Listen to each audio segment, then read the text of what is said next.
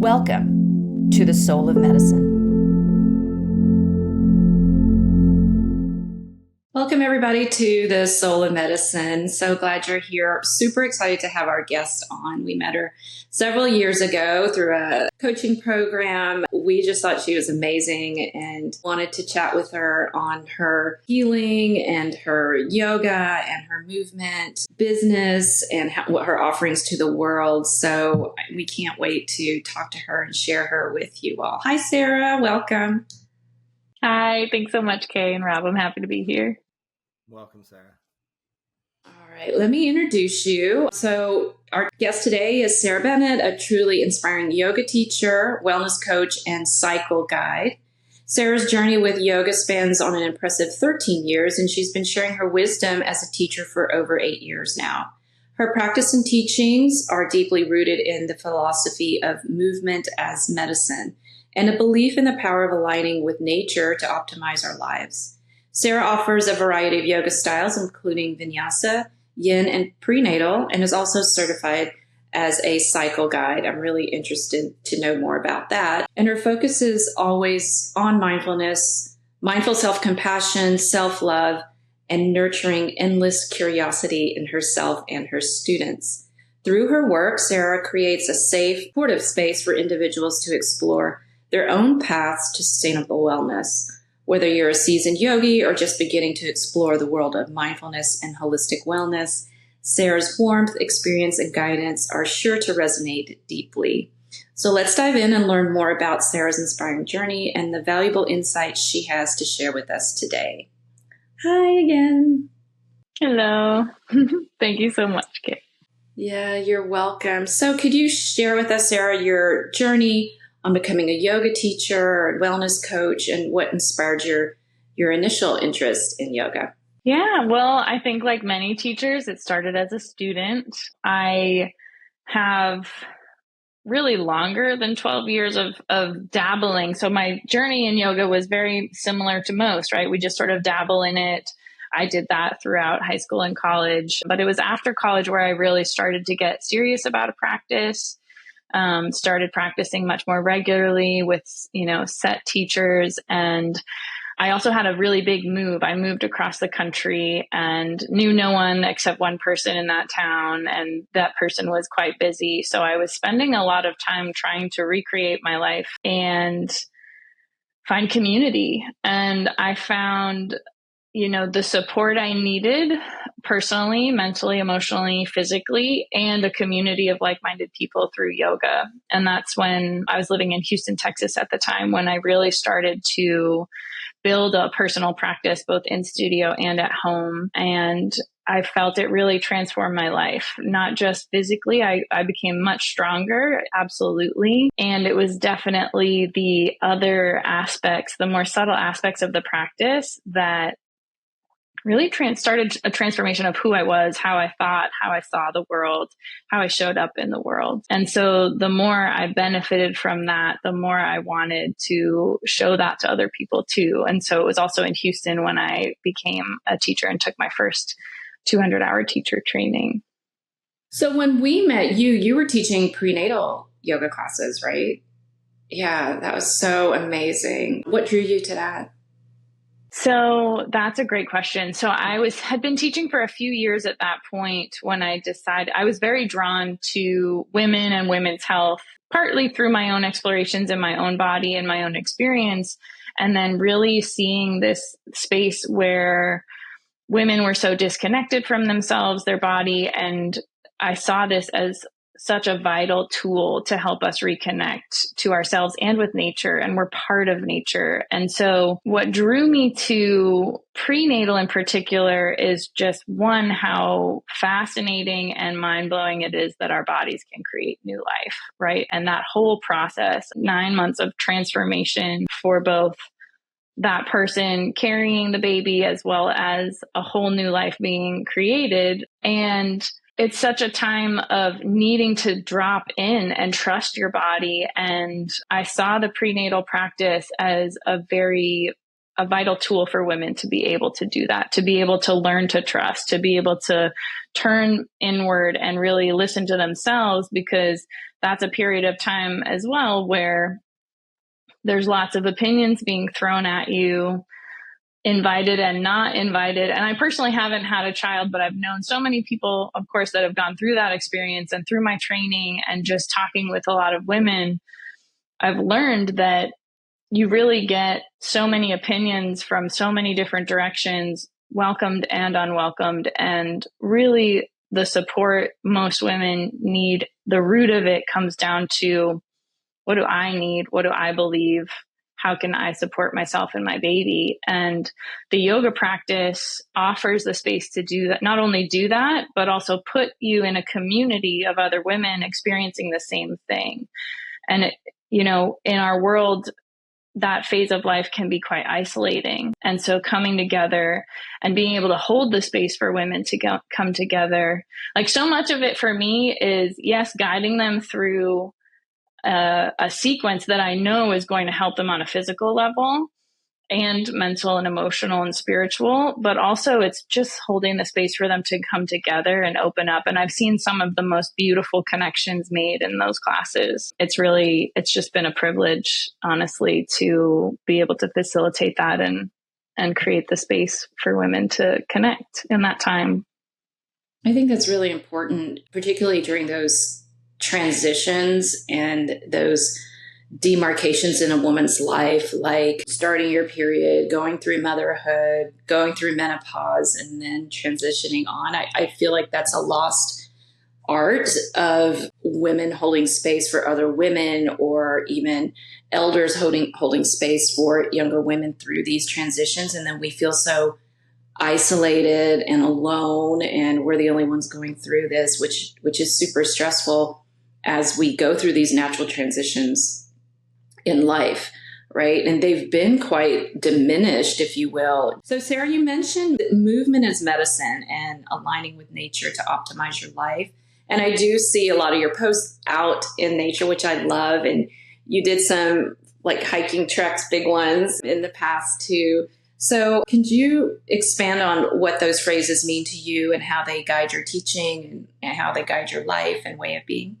Yes, absolutely. Thank you. I guess I'll start with, so movement as medicine. Our bodies require movement, right? I think a lot of us know that. A lot of us maybe ignore that, but it's true. Our bodies do best with movement. We need movement, and our lives and our society have come to this space where we're not moving nearly enough. We're seated way too much. We're not in optimal positions or movement patterns. And so movement as medicine really came from yoga for me, of course. So it began as I thought of my practice became a moving meditation. So when I started practicing, I could not sit still and meditate. That was just not going to happen for me. And I also knew and saw value in meditation.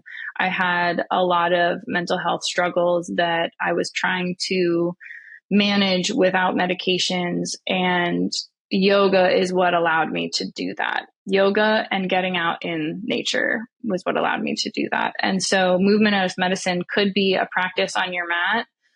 It could be a walk in the woods. For me, it's very much being in tune with the movement, being present to the movement, but also allowing it to flow, right? So not trying to control it or make it look a certain way.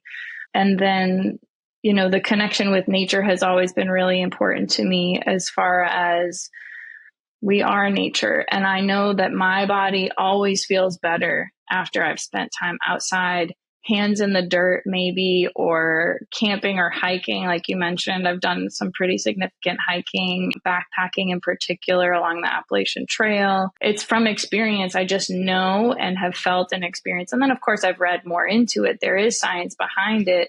But I think the valuable piece is experiencing it for yourself. And so getting outside, whether it's just a walk on the beach or in the woods, getting barefoot in your backyard for 2 minutes even, but really just connecting with nature in a way that you're also moving is medicine for your body, mind, and soul. And I think that's what it is. It's about for me too, is we're a whole person. So we need to respond and support the whole being. And both movement and nature have been very potent medicines for me and the people I've worked with.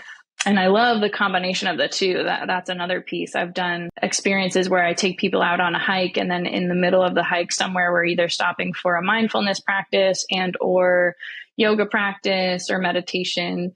And that's not to mean either that you need to be moving all the time, right? There's movement in your body and in your being, even if you're seated. So there's another aspect of it there too, energetically. I've got a question. So earlier when we started speaking, you mentioned about disconnection from nature. And, I personally believe that's a really big thing, even for our society at large. 99.9% of the time of our living, we've been outside dwellers. But now we've got this kind of primal DNA trying to live in this inside world. So with your clients and your experience, do they recognize it? And what do you see when you're bringing people back to nature in their beings? Yeah, that's a great question. Some people are drawn to me because they know already that they connect with nature and they want to be doing these kind of things. Some people definitely, for example, when I was leading a lot of yoga hikes, it was like, oh, just something fun to do. But then on the hike, you would see them really start to there's a childlike curiosity that starts to come back out in people that I think is so beautiful and so potent for healing. And, those transformations on trails, particularly when I was doing yoga hikes or when I do yoga hikes, those are like gold. That sort of transformation of feeling that the mindfulness exercise could be as simple as find something on the ground that you can pick up and hold that is just interesting to you, right? And so we would do that. Everyone finds their little thing. Maybe it's a stick, a rock, a leaf, something else. And then the practice is look at it as though you've never seen it before for 1 minute, right? 1 minute. It's not very long, except when you're really looking at something in your hands, you can touch it. It's a part of nature. And maybe you have seen it before, maybe not, but you're trying to look at it from a space of, I've never seen this before. And then afterwards, we would share what we noticed, and people would just step into this space of childlike wonder and awe and oh my gosh, the coloration or the texture, or I've never noticed that this kind of leaf has this on it. I walk by these trees all the time, and things like that. And I think it just opens up a new world, gets them back in touch with that curiosity factor. I think it's so important for life and for wellness. And so that's something I really try to help people cultivate, whether it's on a hike or on their mat. I love it. That's great. We had a forest bathing teacher on just recently, and she talked also about the benefits of being out in nature, and I think and we saw this during COVID and post-COVID. People are naturally gravitating toward nature because it's so healing. And I heard somebody say once that our bodies are trying to get back into the rhythm of nature because that's its natural rhythm is that of nature, right? And so if you think about that, the seasons, and it's like, oh, the summer's gone, but then it's back again, and I just feel like that's to me, it down regulates my nervous system, that I can trust that, okay, the sun's going to come up, the sun's going to go down. It's going to come up, it's going to go down. It's in the seasons of spring, summer, fall, and winter every time. It's so reliable. And I think sometimes when we get overwhelmed, it's just like, can we just trust that the sun's going to come up and the sun's going to go down? And, and also being enveloped by things that have been around forever and ever. And just, there's just so many profound layers to that. And combining that with a yoga practice and a meditation or mindfulness practice sounds extra powerful. So I could see how people love that. Yeah. And I would love to expand on that too, actually. So this also connects with cycle work, because within the cycle, what I teach is a metaphor of seasons, right? So each week, each hormonal week, loosely speaking, right, correlates to a seasonal earthly season. And so there's so many metaphors and teachings within those cycles of, spring, summer, fall, winter. We see that outside. We're also experiencing it inside. We're also experiencing it maybe in our very real daily life. Like maybe we're in a season of spring, like new projects are coming, new things are being planted, or maybe we're in a winter and some stuff has to die off and we need to rest a little more. And sometimes that correlates with the earthly season, sometimes our inner season as women, and sometimes it doesn't. But having an awareness of seasons occurring and cycling is, I think, really powerful to, like you said, be able to trust and know and lean into a lot of the unknown, but with a grounding underneath you in a sense. I think that's really great. And, another thing that when I have women come to me about premenstrual syndrome, it's like, okay, so that's sort of this winter phase, that last week. So tangibly speaking, it's like, look at your calendar, because the first half of the cycle, day 1 through 14, and you can chime in here how you teach it too, Sarah, but it's like, that's estrogen dominant, and we're gregarious, and this is when we create and we want to be out there and we commit to all the things, right? And then day 14 to 28, if you're in that cycle, it's progesterone dominant, which it's more introspective, more creative, more internal, more, opposite of the first half of the cycle. Yet we think that we're supposed to operate the same way in the first and the second, the luteal and follicular phase, when that's when we get in trouble, and that sort of tension comes into play, right? That we're not honoring that light, dark, sun, moon, yin, yang sort of, experience. And we're supposed to be flatline. We're also supposed to be estrogen dominant, like the whole cycle. It's just not that. And I find that we overcommit. So I ask women, what is it going through your head, or what's the mantra that's playing in your mind right before that week before you're supposed to start? For me, it was always like, there's too much. I'm overwhelmed. I had a lot of women say, I just want to run away. I don't want to do this anymore, but they have to manipulate themselves or shift their lives and themselves, by agreeing to things they don't want to, not resting and not saying no, or using chemicals or whatever to keep that flat line going when that cycle should be going up and down, right? So, and not judging where we are. And it just gives women a lot of reprieve, I'm supposed to feel more introspective and tired or more restful around that time. And, you're not going to win. As you get closer to menopause, all your days are going to be like that.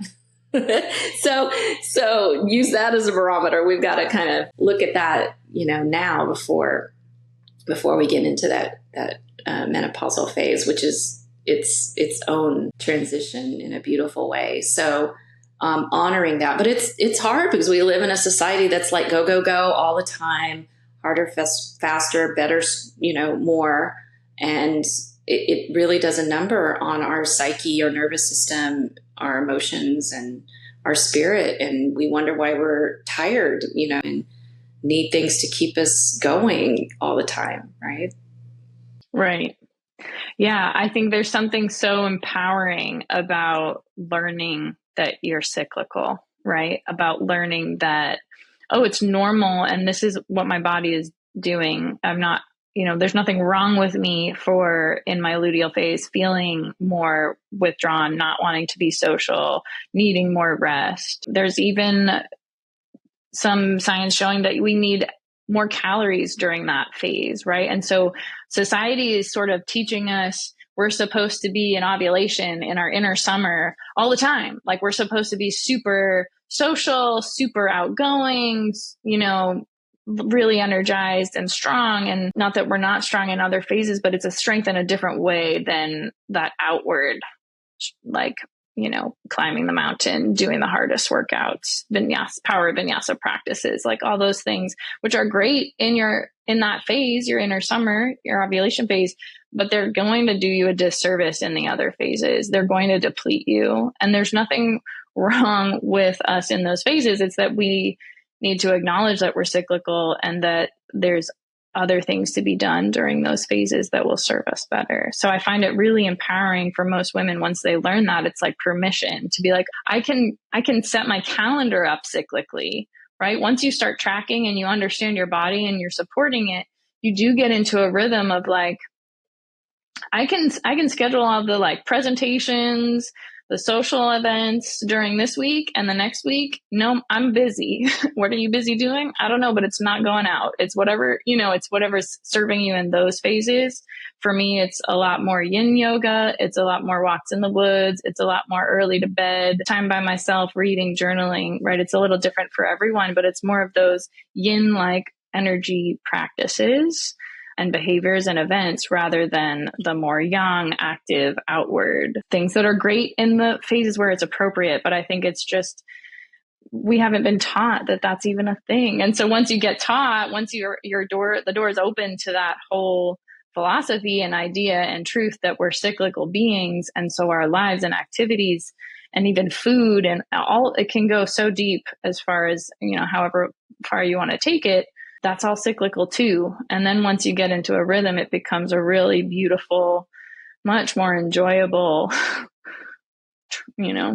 experience through life. I love that you said that because it's like riding the wave, right? And you're not going against it because it's so much harder that way.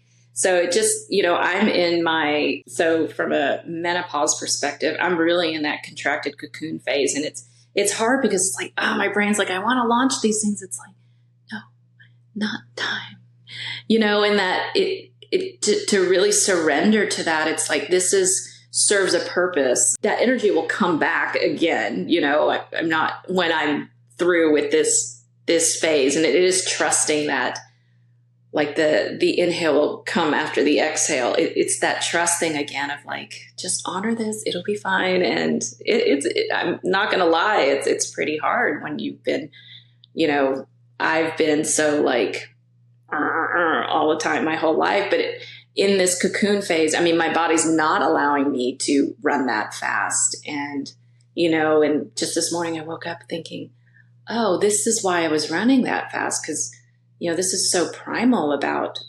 safety. It's like, you got to run fast to be safe. Right. But you are safe. So it really helps to drop down into those deeper layers of reflection of my life. And now what can I create in the future and how can it be different? Right. So, there is, like you said, this gold in this pause period. It's menopause, right? There's this pause period. Yeah. But I do have women who come to me and say, I want it to be mena-go. I'm like, okay.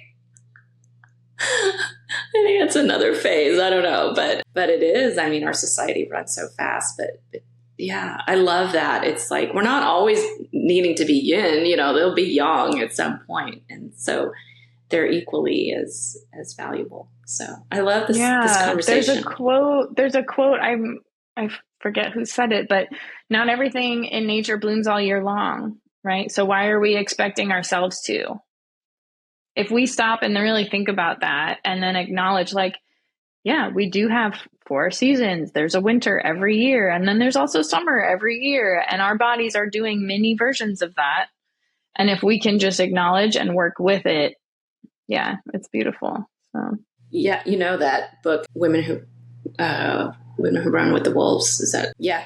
So Clarissa also had a book out called The Late Bloomer. And I thought that was really an interesting concept as well, is that, we don't get mad at the flowers that bloom later in the summer, right? They don't have to have therapy or anything. They just bloom later. And then the ones that bloom earlier, that's a different experience. But, we make one more valuable than the other. And it was kind of a neat concept to, wow, I could bloom.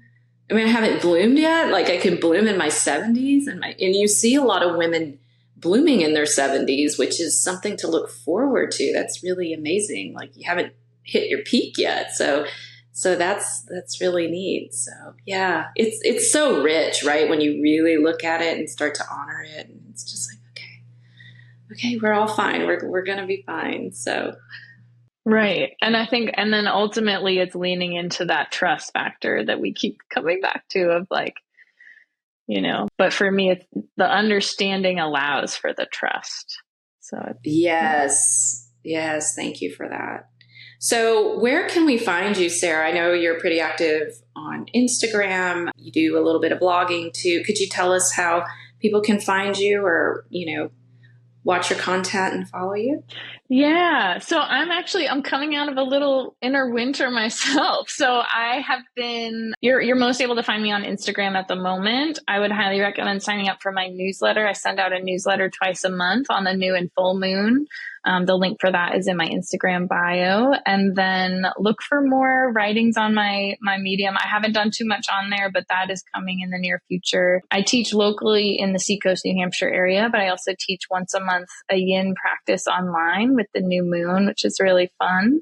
I treat it as a ritual in a way, and we do an animal card pull, and anyone signed up has the recording for that full cycle so they can return to it until the next new moon. Yeah. And there's a few things coming down the line, but I'm going to let them rest a little bit first before sharing too much more. So yeah. I understand. Thank you so much for sharing your wisdom. I think it's so valuable, and I love seeing this blossoming part of you. It was around COVID time. I think that we all were in group together, and all of us trying to navigate, whatever that was, and finding our voices now and our authenticity coming through those periods. And now you're offering your gifts to the world. That's amazing.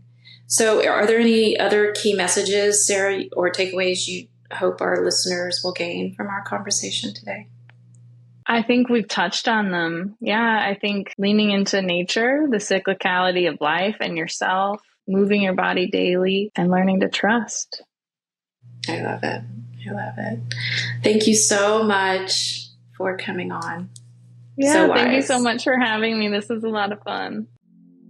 Thank you for listening to this episode of the Soul of Medicine podcast, where science meets soul for whole health healing. Are you ready to reclaim your energy, vitality, and soul purpose? Then feel free to head to our website at kcorpusmd.com and schedule an appointment for your root cause review.